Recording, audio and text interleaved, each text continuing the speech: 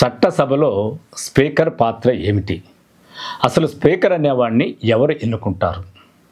స్పీకర్ని సహజంగా అధికార పార్టీ ఎన్నుకుంటుంది. అధికార పార్టీ అధినేతను ఎన్నుకున్న తర్వాత వాళ్ళు పార్టీ మొత్తం ప్రభుత్వాన్ని ఏర్పాటు చేసే క్రమంలో అందరి దగ్గర ప్రమాణ స్వీకారం చేయించేదానికి స్పీకరు గవర్నర్తో పాటు సహకరిస్తాడు. అదేవిధంగా అధికార పార్టీ ప్రతిపక్ష పార్టీ ఇద్దరు శాసనసభ సమావేశాల్లో మాట్లాడుకునేటప్పుడు వీళ్ళ మధ్యలో గందరగోళం ఏర్పడినప్పుడు, వీళ్ళ మధ్య వైరుధ్యాలు ఏర్పడినప్పుడు, ఒకరికొకరు ఇబ్బందులు సృష్టించుకునేటప్పుడు అందరినీ కంట్రోల్ చేసే పాత్ర స్పీకరు నిర్వహిస్తాడు.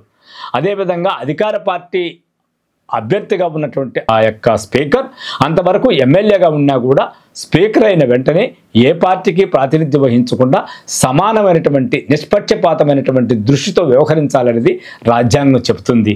అయితే ఇప్పుడు స్పీకర్లు ఎంతవరకు రాజ్యాంగబద్ధంగా అధికార పార్టీకి ప్రతిపక్షానికి సమానమైనటువంటి అవకాశాలు కల్పిస్తున్నారు అనేది ఇప్పుడు రాజకీయాలు చూస్తే మనకు బాగానే అర్థమవుతుంది. స్పీకర్ అనేవాడు అధికార పార్టీ వ్యక్తి కాబట్టి అధికార పార్టీకి అనుకూలంగా ప్రతిపక్ష పార్టీని ఇబ్బంది పెట్టే వ్యక్తిగా మారేటటువంటి దురదృష్టకర పరిణామం కూడా ఇప్పుడు చోటు చేసుకుంది.